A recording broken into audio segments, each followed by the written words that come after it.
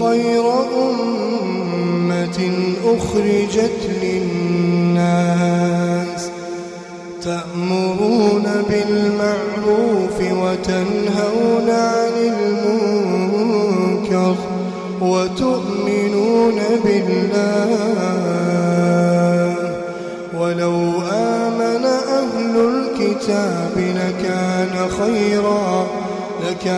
خيرا لهم منهم المؤمنون وأكثرهم الفاسقون. بسم الله الرحمن الرحيم. الحمد لله رب العالمين، وأصلي وأسلم على أشرف الأنبياء والمرسلين نبينا محمد وعلى آله وصحبه أجمعين. قال المؤلف رحمه الله: باب الخوف من الشرك. مصنف رحمه الله فرمای وی دا باب دی په بیان د دې کې چې د شرک نه ویره کول پکار ده. شرک یو مصیبت دی چې د انسان توحید د منځه وړي، د انسان دنیا و آخرت تباه کوي، بربادوي. نو د دې شرک نه ځان ساتل او د دې نه ویرېدل په خپل ځان باندې دا باید د مؤمن صفت وي. ځکه محترم ورونو چې شرک په عبادت کې چې دی ينافي التوحید کل المنافات.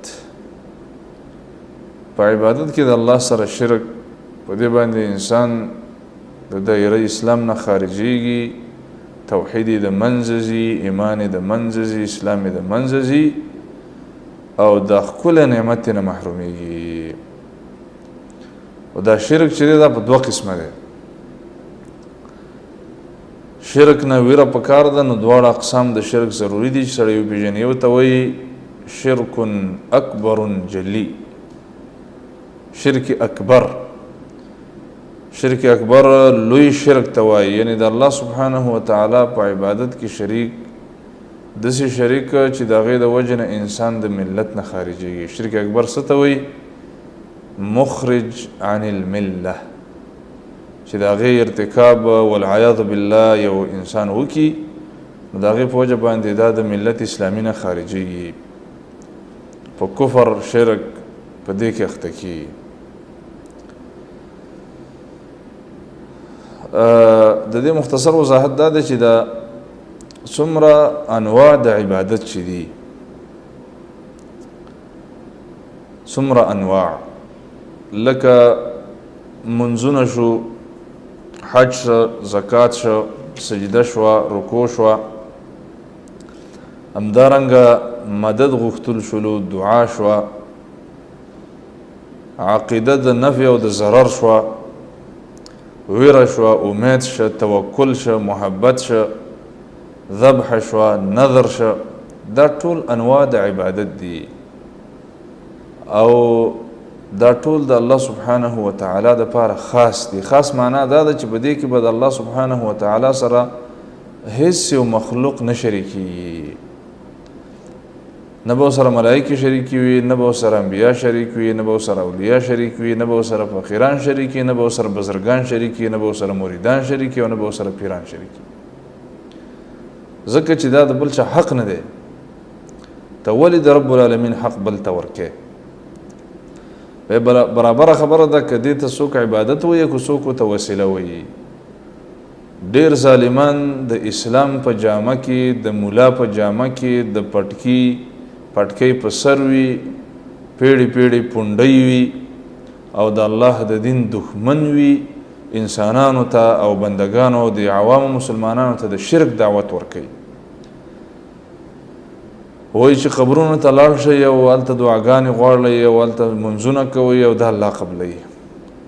دا بعینه د هغه مشرکانو دعوه وه د کومو سټونه چې رسول الله صلی الله علیه وسلم پرې کړي وو، د کومو سره چې رسول الله جهاد کړی و، هغوی هم غټې غټې ګیرې لرلې، پټکۍ په سر کولې، منځونه کول، طوافونه کول، خو د الله سره شرک کوو. او داسې نه ویلې چې دا د الله سره شریکان دي، برخداران دي. دا به ویلې ما نعبدهم الا ليقربونا الى الله زلفا، مونږ خو د دې خلکو عبادت نه کوو بلکې دا خو وسیله ده مونږ الله ته ورنږدې کوي.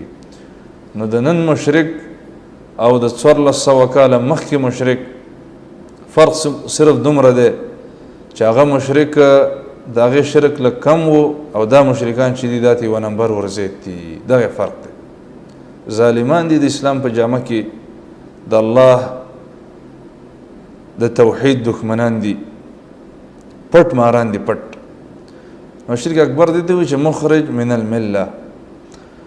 دا ډېر لوی مصیبت دی او د دې نه ځان ساتل پکار دی او د دې دپاره د انبیا کرام راغلي دي او د دې دپاره دعوتونه شوي دي، د دې دپاره جهادونه شوي دي او دا ټول دین دی او دا د مخلوقاتو د پیدایش هدف دی.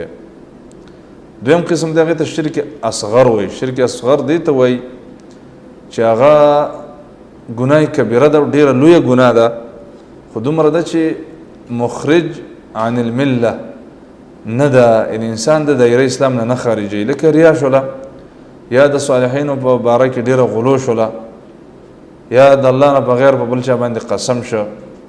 دا داسې شرک دی چې ګناه ده او انسان د ملت اسلامي نه نه خارجوي خو د دې نه ځان ساتل هم ضروري دي ځکه چې صفات توحید پکار دی. د الله سبحانه وتعالی سره خپل تعلق قایمول پکار دي. دا مشرکانو، دا پیرانو، دا مریدانو، دا قبرونه او دا مړي د الله کمزوری مخلوق ولې د الله سره شریک کړی شي.